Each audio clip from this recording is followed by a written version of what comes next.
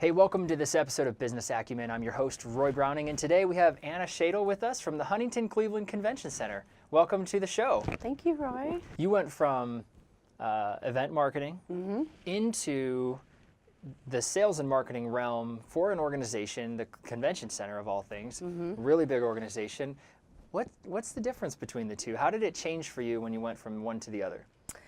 Well, actually, what I did before was event planning. So I kind of went from the event planner realm where I went from planning every single thing. We had different clients like MasterCard, Dell, Pacific Gas and Electric, and we would see everything from the start to the end in reference to that.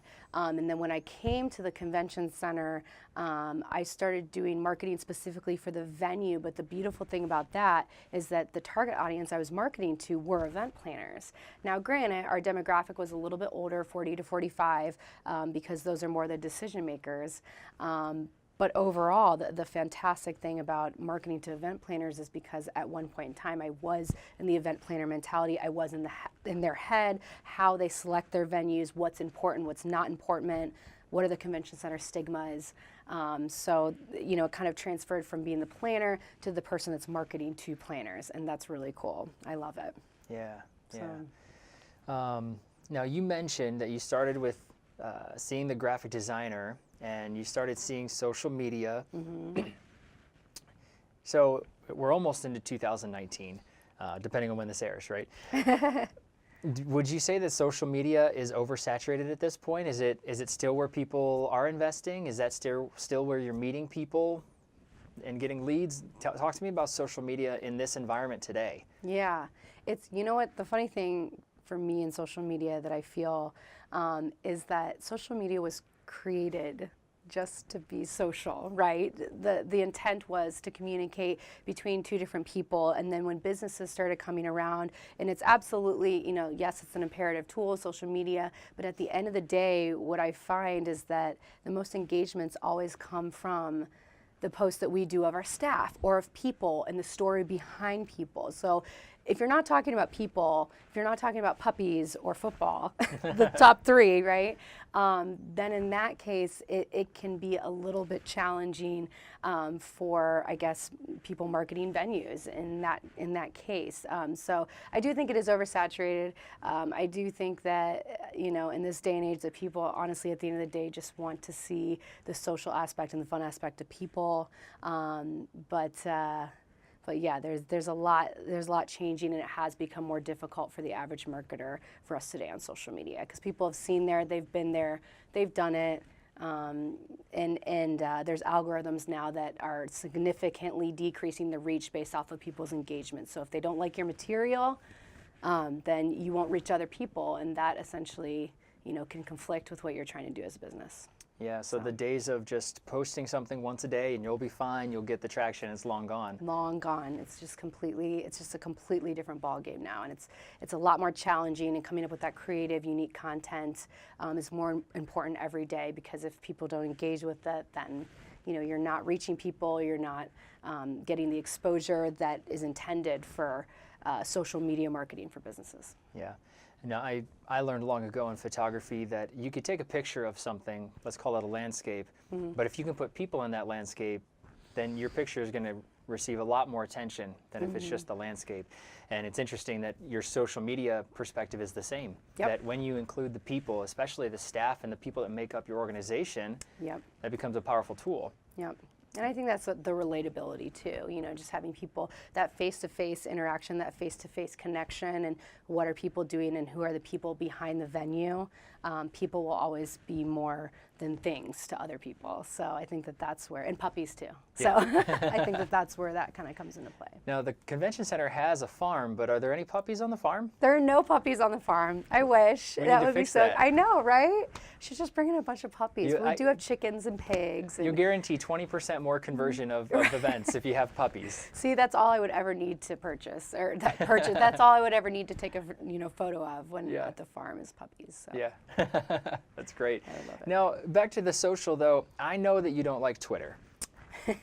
Talk to me. What is it about Twitter that you don't like? Yeah, and I'll be honest, it's a little bit more of a personal thing for me specifically.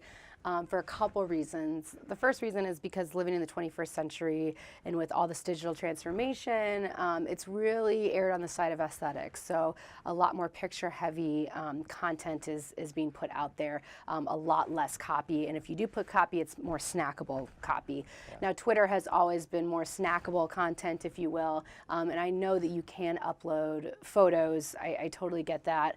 But I still think the main reason for Twitter was really just to put out that little snackable status that people could relate to. And for me, I err much more towards the aesthetic side.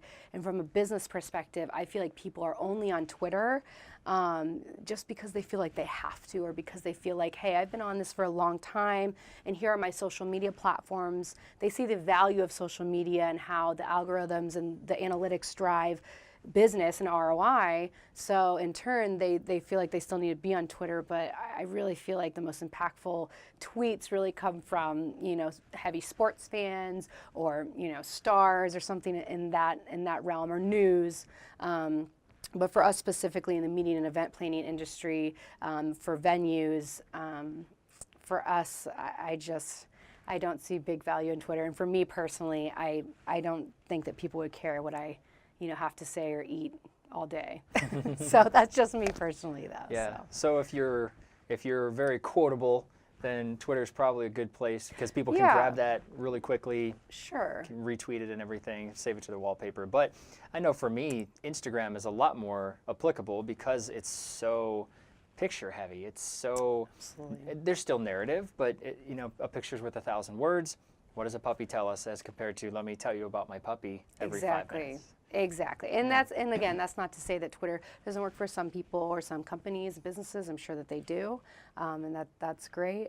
But for me specifically, I don't see it being as valuable as something like a Snapchat or an Instagram, and it could be a millennial thing. But I am starting to see trends, though, of a little bit lower engagement on Twitter. So. Yeah. Now, for you specifically, as a woman in the industry, have you experienced any challenges, coming up the ranks or through jobs, trying to lead the way? Sure. So I will say, when I lived in Denver for 4 years, well, first and foremost, I worked for a woman-owned business, so that was kind of a different ball game there. And out in Denver, it's a little bit different because there's people my age that are CEOs. There's millennials that are not only leading a lot of the businesses out there, but they're also welcomed there. And I think that maybe for me here specifically, it's not as much as a woman versus male thing. I think that it's more so the age thing sometimes. I'm very fortunate to work where I work because my bosses are very receptive and open to my ideas, and I think that is really great. And I think that is something that other people maybe don't have the luxury for here in Cleveland, because they are a couple steps behind some of the other larger cities that are kind of emerging and diving deep into the technology and just diving deep into the latest trends.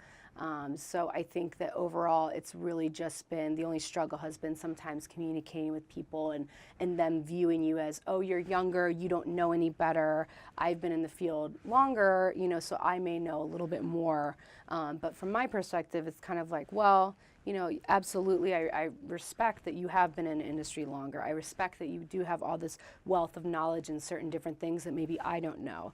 But on the contrary, perhaps I know something that maybe you don't know in reference to technology, in reference to the new trends, in reference to, I guess, the way that the world is today, especially and particularly marketing, because it's such an evolving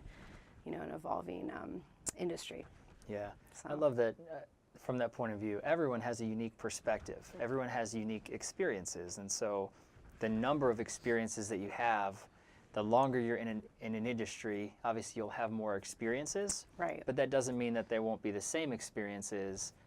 They'll likely be different experiences, and so everyone brings a unique point of view to the table. I like that. Yeah. If it were up to me, I wish that the world could just work, well together, and everybody just respecting the generations and just have a great understanding and respect for all generations. But I guess the only thing I was saying about Cleveland is that I love it, and I moved here for a reason, because I love it, and I love the people here is what I really love. And I know that there's some fantastic changes that are being made.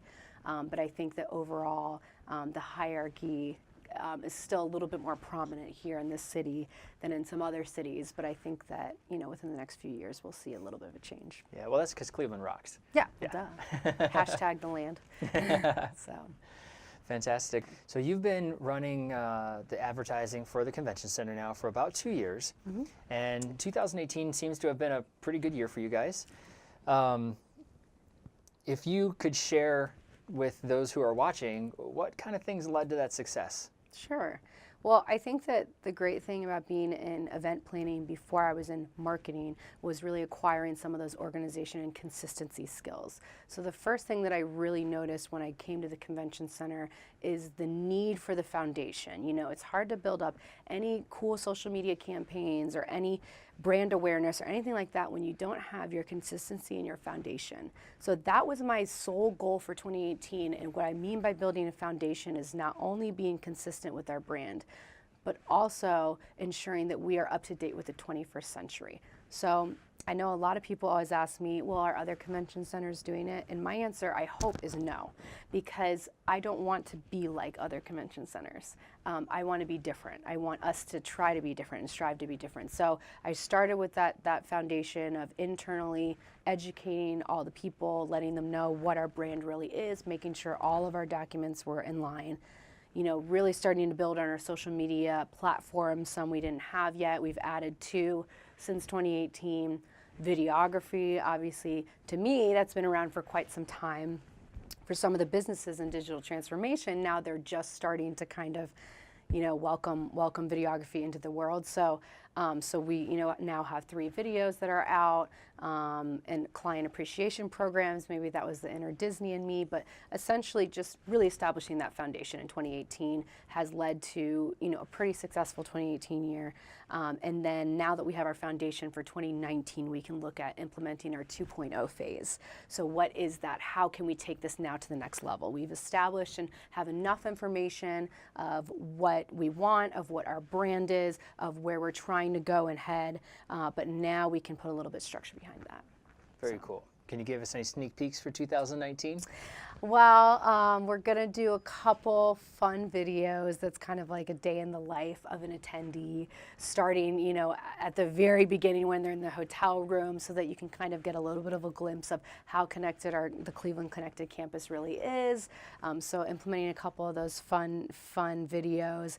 And then for social media, we're definitely going to step up our social media campaign to have some pretty cool incentives. The great thing about working for the convention center is we do get some complimentary tickets to things, and I know that we have a lot of exciting upcoming events that people might want to be a part of. 2019, you have some pretty neat events coming up.